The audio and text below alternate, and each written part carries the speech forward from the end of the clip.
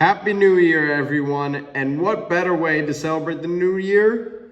By having a NFL Week 17 recap. Let's go. To start off, we have the Chiefs beating the Steelers on Christmas Day 29-10. The Chiefs finally played a great game this season. And they didn't win by one score, surprisingly. And also, the Chiefs just keep on rubbing it in, honestly. Xavier Worthy did this. Travis Kelce, well, being Travis Kelce. And also, this may upset Chiefs fans, but Travis Kelce did not earn his game ball. He had like 84 yards and only one touchdown. Like, really? That is not even impressive numbers. Mahomes had impressive numbers. 320 yards and 3 touchdowns. He was the only one who deserved that ball. As for the Steelers, they really didn't do anything outside of that Russell Wilson rushing touchdown. And he also threw an interception. This was honestly a game that I could care less who wins because I hate both of these teams. But the Chiefs got the win, so yeah, what else is new? Next up, we have the Ravens beating the Texans on Christmas Day, 31-2. The Ravens continue to play at an unreal level. Derrick Henry and Lamar Jackson were amazing. Meanwhile, the Texans didn't even score anything offensively. The only score was when they tackled Derrick Henry for a safety, and they really couldn't do anything outside of that safety.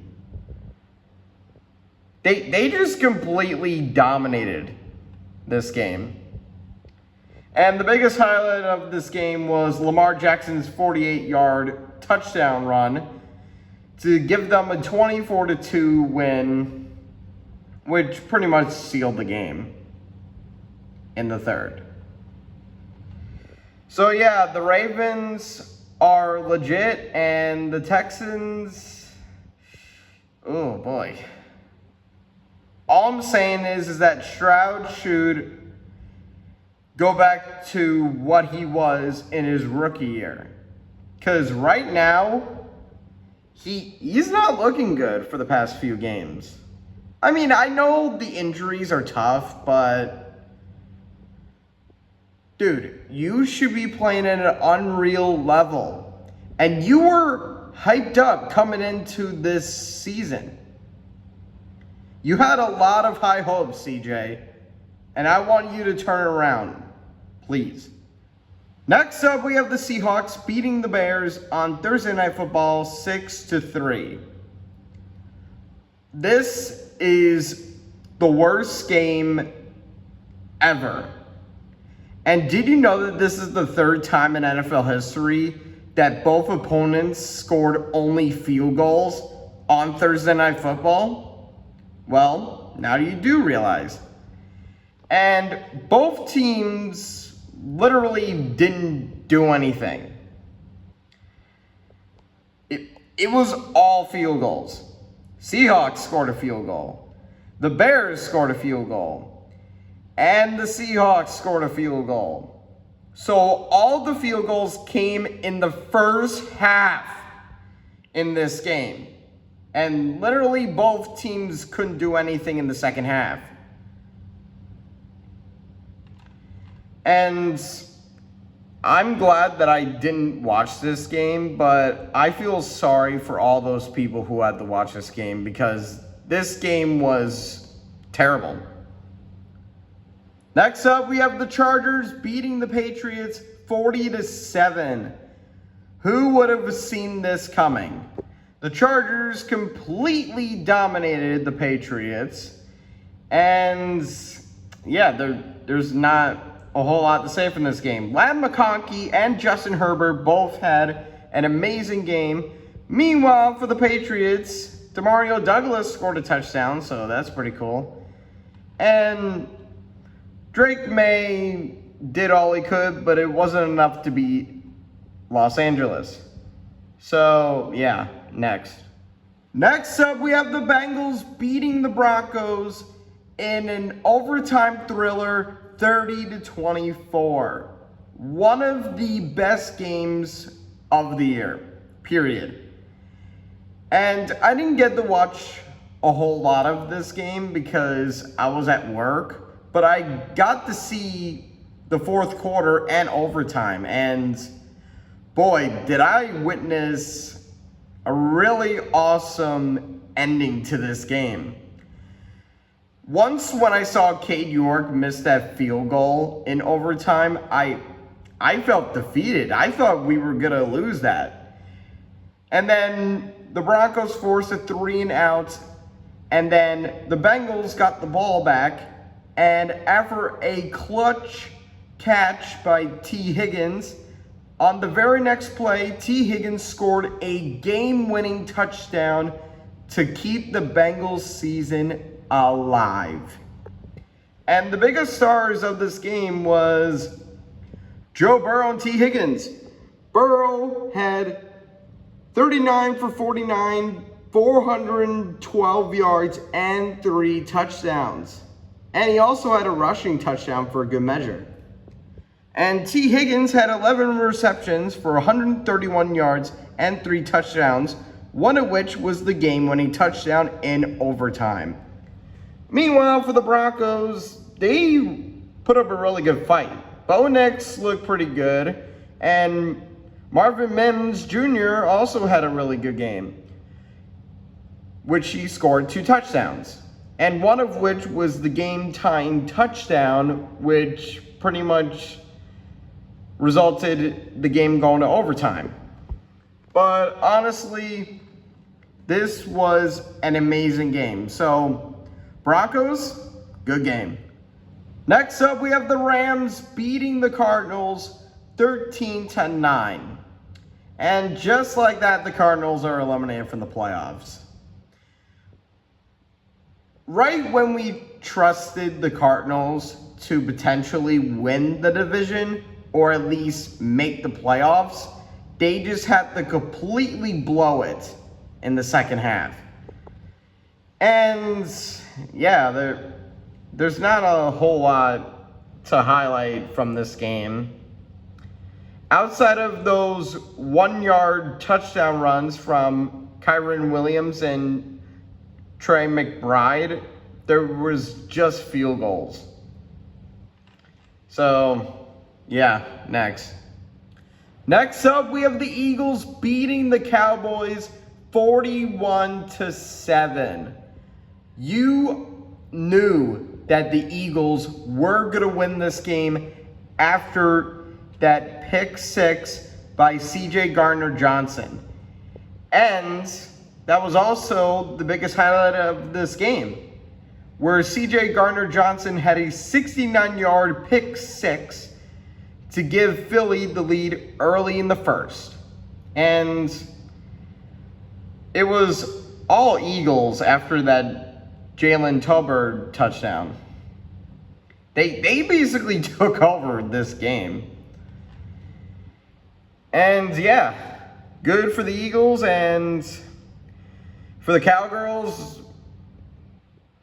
I don't know what to say for them, honestly. They're out of the playoffs, so yeah. Next up, we have the Buccaneers beating the Panthers 48-14. Let Baker bake.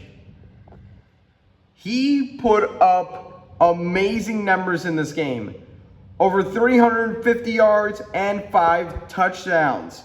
And there was a lot of big moments in this game. Adam Thielen had a 40-yard touchdown. Jalen McMillan had a game-sealing touchdown. And the biggest highlight of this game was J.J. Russell, who had a 23-yard block punt return for a touchdown to give Tampa a 41-14 win. The Panthers, they tried to do all that they could, but in the end, the Bucks got the win. And they're one win away from winning the NFC South for the third time in a row. Next up, we have the Bills beating the Jets 40-14. What else is there to say from this game? The Bills delivered justice to the Jets in this game. They didn't even score until the fourth quarter when they scored 2 touchdowns. And both were from Tyrod Taylor after they decided to bench Aaron Rodgers. And the biggest moment of this game was when Terrell Shavers, who had a 69-yard bomb from Mitchell Trubisky to give Buffalo a 40-0 win. Well, actually, it was 40-14. I don't know why I said 40-0 victory. But yeah, the Bills got the win. Next up, we have the Giants beating the Colts 45-33. Giants, what are you doing? You guys had the number 1 overall pick, but you guys decided to win anyway, and now you guys don't have the number 1 overall pick. Why?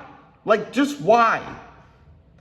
But Drew Lock had an awesome game, over 300 yards and 4 touchdowns. And Malik Neighbors also had a really good game, 7 receptions for 171 yards and 2 touchdowns. One of which was I'm trying to find it, 59-yard bomb.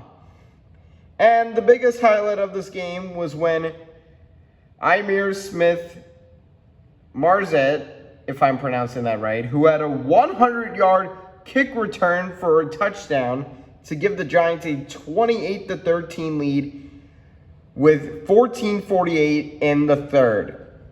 So yeah, good for the Giants to get the win, but they're now in a pickle right now because they just given up the number 1 overall pick to the Patriots.